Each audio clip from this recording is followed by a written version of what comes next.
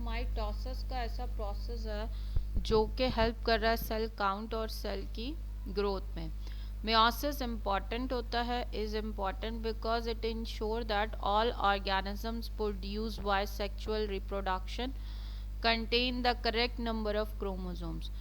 Meiosis जो है वो बहुत ज़्यादा important है, क्योंकि इसीलिए कि ये इंश्योर कर रहा है कि जितने भी ऑर्गेनिजम्स हैं in meiosis, all the organism produce by sexual reproduction. Obviously वो ये कह रहा है कि जितने भी ऑर्गेनिजम्स हैं वो प्रोड्यूस हो रहे हैं सेक्सुअल रिप्रोडक्शन के ज़रिए, and contain the correct number of chromosomes भी उनमें हैं। ठीक है, सही है। तो मेयोसिस ये है।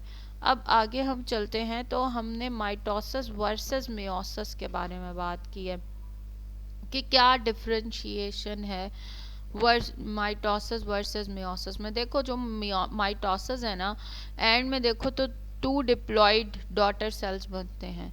ठीक है, और यहाँ पर एंड में जो है ना आपके पास एंड रिजल्ट में देखा जाए तो हैप्लॉइड हैप्लॉइड डॉटर सेल्स बन रहे हैं 2। अच्छा, माइटोसिस में क्या है कि सबसे पहले पेरेंट सेल है। ठीक है, ये आपके पास पेरेंट सेल है। यहाँ पर क्रोमोसोम डुप्लीकेट आया। ठीक है, प्रोफेस के अंदर डुप्लीकेट क्रोमोसोम 2 सिस्टर क्रोमेटाइड्स में, मतलब 2 सिस्टर क्रोमेटाइड्स हैं, डुप्लीकेट क्रोमोसोम है उसके अंदर। ठीक है, यहाँ पर क्रोमोसोम डुप्लीकेशन हो रही है और टेट्राड्स 2 पेयर्स ऑफ सिस्टर क्रोमेटाइड्स, यहाँ पर 2 सिस्टर क्रोमेटाइड्स थे। यहाँ पर मायोसिस में प्रोफेज 1 में 2 पेयर हैं सिस्टर क्रोमेटाइड्स के। ठीक है, अब यहाँ पे क्या हो रहा है, यहाँ पर वो अगर आप देखो तो मेटाफेस में माइटोसिस में डुप्लीकेट क्रोमोसोम अलाइन हो रहे हैं मेटाफेस प्लेट के ऊपर। इस तरह से ये देखो ये अलाइंड हो रहे हैं। ठीक है, यहाँ पे मेटाफेस प्लेट पे जो टेट्राड्स हैं ना वो सारे के सारे अलाइन हो रहे हैं, बट देखो अलाइनमेंट थोड़ी सी डिफरेंट है मेटाफेस 1 में। इसी तरह यहाँ पर एनाफेस और टीलोफेस आता है। एनाफेस और टीलोफेस के दौरान सिस्टर क्रोमेटाइड सेपरेट होते हैं और मूव करते हैं ऑपोजिट पोल की तरफ इन माइटोसिस। ठीक है, सही है। तो ये आपके पास एंड रिजल्ट में 2 डिप्लॉइड सेल्स आते हैं। लेकिन मेयोसिस में क्या हो रहा है कि मेटाफेस के बाद वो एनाफेस 1 और टीलोफेस 1 में आया तो 2 हैप्लॉइड डॉटर सेल्स आए। ठीक है, और होमोलोगस क्रोमोसोम सेपरेट हुआ and move to the opposite poles की तरफ वो मूव करने लगा। फिर मेयोसिस 2 जो है वो स्टार्ट होगा और उसका एंड रिजल्ट में आपको 4 हैप्लॉइड डॉटर सेल्स मिलेंगे। सिस्टर क्रोमेटाइड सेपरेट होगा ड्यूरिंग द एनाफेज 2। जब एनाफेज 2 स्टार्ट होता है तब सिस्टर क्रोमेटाइड सेपरेट होगा। अच्छा, ये एक बहुत छोटी सी समरी है, ये कोई ज़्यादा लंबी समरी मैंने नहीं बताई है, लेकिन अगर इसकी डिटेल पढ़ना चाहो तो आप नेट पर जाओ और इसे सर्च करो माइटोसिस वर्सेस मेयोसिस, तो वो आपको एक बहुत बड़ी डिटेल दे देंगे। बेसिकली जो हमारा एग्ज़ाम का पॉइंट ऑफ व्यू है, हमें ये पता होना चाहिए कि कितने फेजेस होते हैं माइटोसिस मेयोसिस में। जो इंटरफेज है उसके फर्दर कितने फेजेस हैं, इंटरफेज में जो फेज़ G1 है वो कितनी देर में लास्ट हो रहा है, G2 कितनी देर में लास्ट हो रहा है, एस फेज जो है वो G1 और G2 के दरमियान हो रहा है तो वो कितने आवर्स में लास्ट हो रहा है। हमें ये पता होना चाहिए कि अगर हमारे पास माइटोसिस का प्रोसेस है तो वो क्या प्रोसेस है, मेयोसिस का जो प्रोसेस है वो क्या प्रोसेस है, power house of the cell कौन है, माइटोकॉन्ड्रिया है, प्रोटीन की सिंथेसिस कहाँ हो रही है, क्रोमोसोम्स में हो रही है, कहाँ पे हो रही है, तो क्रोमोसोम्स में तो नहीं होती है, लेकिन प्रोटीन सिंथेसिस में आपके पास कौन सी ऑर्गेनेली सेल की हेल्प करती है। प्लीज़ ये ज़रूर सर्च कर लेना। ठीक है, और देख लेना प्रोटीन फैक्ट्री मैंने अभी लास्ट में बताया था एक ऑर्गेनेली है।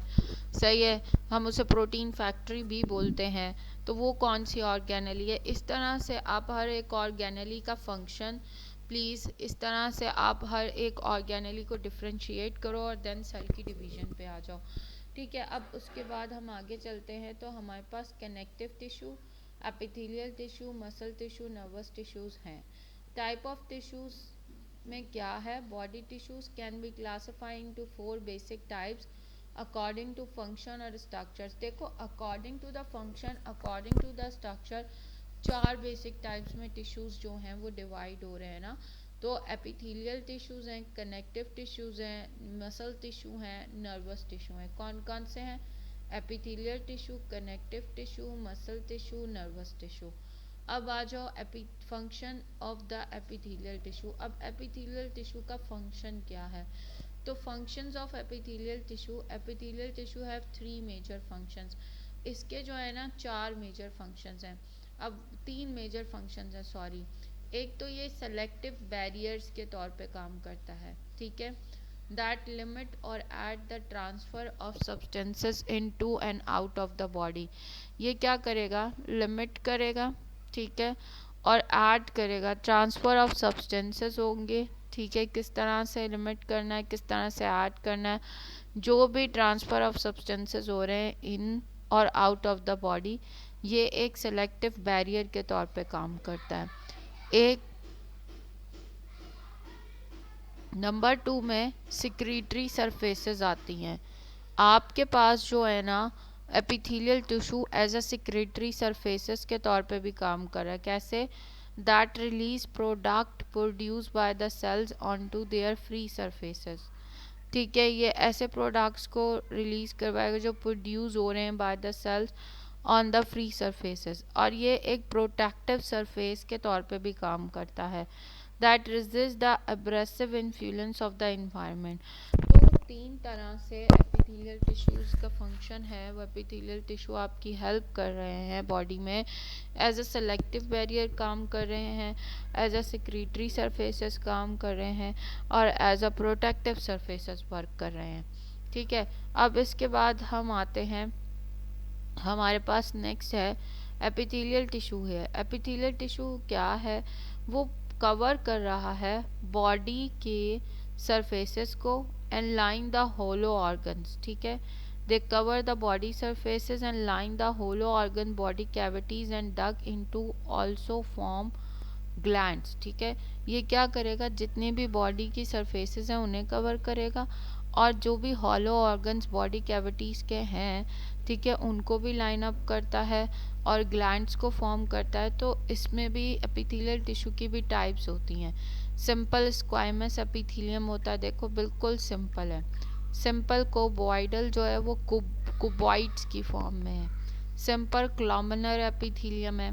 इसी तरह स्ट्रेटिफाइड स्क्वाइमस है, स्ट्रेटिफाइड एक कोबॉइडल है, फिर इसी तरह ट्रांजिशनल और सूडो स्ट्रेटिफाइड क्लॉमिनर है। अब देखो यहाँ से एक पॉइंट ऑफ व्यू राइज होता है कि अक्सर बच्चे ये कहते हैं कि पेपर जो आया था वो पीपीटी से नहीं था, या वो आउट ऑफ सिलेबस था। वो आउट ऑफ सिलेबस नहीं होता। यहाँ से अगर कोई किसी बच्चे ने पढ़ना है तो वो इसे डिटेल में भी पढ़ सकता है कि सिंपल स्क्वाइमस एपिथेलियम टिश्यूज़ के क्या फंक्शन है, सिंपल कोबॉइडल का क्या है, सिंपल क्लॉमिनर का क्या है। अगर किसी ने आउट ऑफ पेपर मतलब कि टैप में जाना, वो आउट ऑफ पेपर नहीं होता, वो आपकी पीपीटी में से ही क्वेश्चन होता है। अक्सर औकात पीपीटी में सिर्फ उस टॉपिक का नाम दे दिया जाता है, उसका फंक्शन या उसकी डिटेल नहीं दी जाती। वो आप पे छोड़ा जाता है कि आप कितना उसे डिटेल में पढ़ते हो और किस तरह से पढ़ते हो, ठीक है। तो आप लोग ये एक दफ़ा सर्च करके देख सकते हो तो इजी होगा, ठीक है, and it's up to you. अब आगे आते हैं हम कनेक्टिव टिश्यूज़ पे। तो कनेक्टिव टिश्यूज़ क्या होते हैं? कनेक्टिव टिश्यू अबंडेंट और वाइडली डिसरप्टेड टिश्यू हैं बॉडी के अंदर। कनेक्टिव टिश्यू के वैरायटी ऑफ फंक्शंस हैं। तो एक जो अबंडेंट फॉर्म में है और वाइडली डिसरप्टेड है, ठीक है, डिस्टर्ब्ड है, ठीक है, रप्टेड नहीं सॉरी डिस्ट्रीब्यूटेड कह लो या डिस्टर्ब्ड है, टिश्यूज़ हैं बॉडी के अंदर, वो आपके कनेक्टिव टिश्यूज़ हैं। जो कनेक्टिव टिश्यूज़ हैं उनके बहुत ज़्यादा फंक्शंस हैं। एक तो ये बाइंड टुगेदर होता है, support strength other body tissues. ये बाइंड करता है, ठीक है, सपोर्ट करता है, स्ट्रेंथ प्रोवाइड करता है दूसरे बॉडी टिश्यूज़ को।